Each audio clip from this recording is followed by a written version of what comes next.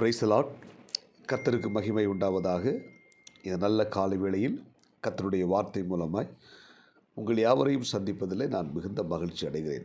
மத்தேயு 28 20 நான் உங்களுக்கு கட்டளையிட்ட யாவையும் அவர்கள் கை கொள்ளும்படி அவர்களுக்கு உபதேசம் பண்ணுங்கள். அன்பான தேவனுடைய பிள்ளைகளே, ஜெர்மனி நாட்டில் 1770 ஆகஸ்ட் 8 பிறந்தவர் ரிங்கல் தொபே என்பவர். இவர் இளம் பிராயத்திலே தன்னுடைய வாழ்வை இயேசுவுக்கு ஒப்பு கொடுத்தார். இந்தியாவுக்கு மிஷனரியாக செல்ல தீர்மானித்தார். ரிங்கல் தொபே தரங்கம்பாடி வந்து இறங்கியதும் மகாராஷ்டிரன் வேதமாணிக்கம் என்பவர் தன்னுடைய ஊரான மயிலாடிக்கு அவரை மிஷனரியாக அழைத்து வந்து விட்டார். இந்த மகாராஷ்டிரன் வேதமாணிக்கம் என்பவர் தான் மயிலாடியின் முதல் கிறிஸ்தவர். மயிலாடி வந்து தன் ஊழியத்தை ஆரம்பித்த ரிங்கல் தொபே மிகவும் எளிய வாழ்க்கை வாழ்ந்தார். 10 அடி நீளமும் 6 அடி அகலமுள்ள ஒரு குடிசையில்தான் ரிங்கல் தொபே தங்கியிருந்தார். அதில் மரத்தால் செய்யப்பட்ட ஒரு மேஜையும் 2 நாற்காலிகளும் ஒரு கட்டில்களும் மட்டுமே இருந்தன. ரிங்கல் தொபே ஒல்லியானவர், ஆனால் உயரமானவர். தன்னுடைய உடைகளை பற்றி கவலைப்பட மாட்டார்.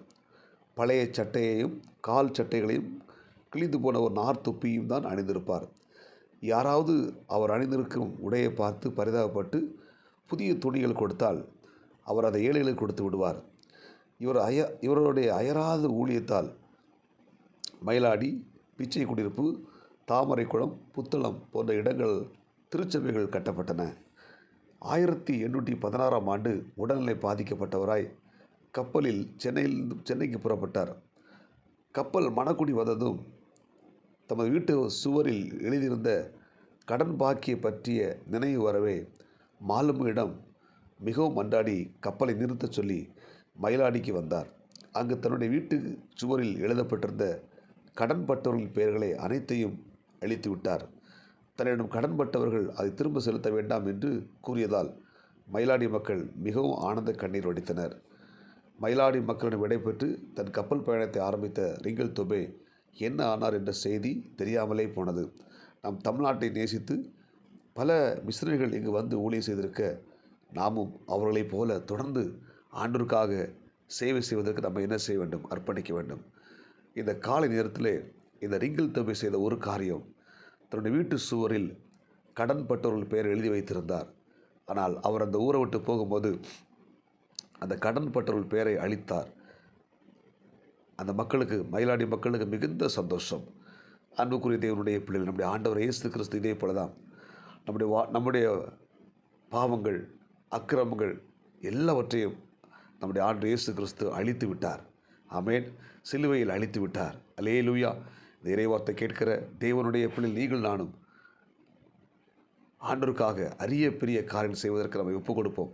நம்முடைய பாவங்களை மன்னித்து நம்ம ஏற்றுக்கொண்ட ஆண்டவர் இயேசு கிறிஸ்துக்கு நம்ம என்ன செய்ய போகிறோம், அவருக்காக நம்ம என்ன செய்ய போகிறோம் என்பதை தீர்மானித்து இந்த புதிய நாளிலே நாம் ஒவ்வொருத்தரும் ஆண்டவருக்காக எரிந்து பிரகாசிக்கிற ஒரு விளக்கை போல மாற வேண்டும். எத்தனையோ ஜனங்கள் பாவத்தில் அடிமையாக இருக்கிறாங்க.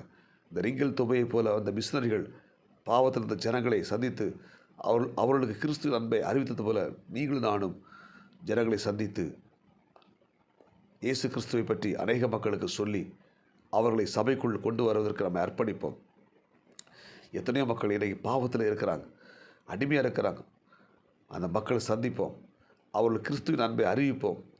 அவருடைய பாவங்களையும் இயேசு மன்னித்து விட்டார்கிற செய்தியை அவர்கள் நாம் அறிவிப்போம். நம்முடைய பாவத்தை மன்னித்த ஆண்டவராகிய தேவன் மற்ற மக்களுடைய பாவத்தை மன்னித்து விட்டார் என்பதை நாம் அநேக மக்கள் சொல்வதற்கு நம்மை அர்ப்பணிப்போம். இந்த ரிங்கல் தொபையை போல தியாகமாய் ஆண்டுடைய சேவையை செய்து தமிழ்நாட்டை கிறிஸ்துவுக்குள் சொந்தமாய் மாற்றினது போல நாமும் இன்னும் இயேசு அறியாமல் எத்தனையோ இடங்கள் இருக்கிறது.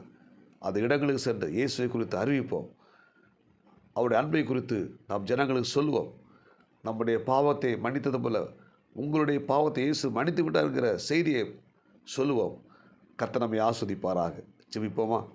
பரலோக தேவனே, இந்த காலை வேளை இறைவார்த்தை கேட்ட ஒவ்வொரு தேவனுடைய பிள்ளைகளுக்காக நான் ஜெபிக்கிறேன். ஆண்டவரே, ஜெர்மனியிலிருந்து வந்த ரிங்கல் தொபை மூலமாய் எங்கள் தமிழ்நாட்டில் ஆண்டவரே சபைகள் ஸ்தாபிக்கப்பட்டது போல இந்த இறைவார்த்தை கேட்கிற ஒவ்வொரு தேவனுடைய பிள்ளைகளும் ஒரு ரிங்கல் தொபையை போல எழுப்பி சபைகள் இல்லாத இடங்களில் சபைகள் கட்டி எழுப்ப ஆத்துமக்களை சந்திப்பதற்கு இயேசுவின் அன்பை போதிப்பதற்கு கிருபை கொடுங்க. இந்த இறைவார்த்தை கேட்ட எல்லா தேவனுடைய பிள்ளைகளை கர்த்தர் ஆஸ்வதிங்க. இந்த நாளுக்குரிய கிருபை கொடுங்க. இயேசுவின் நாமத்தில் ஜெபிக்கிறோம் நல்ல பிதாவே, ஆமேன்.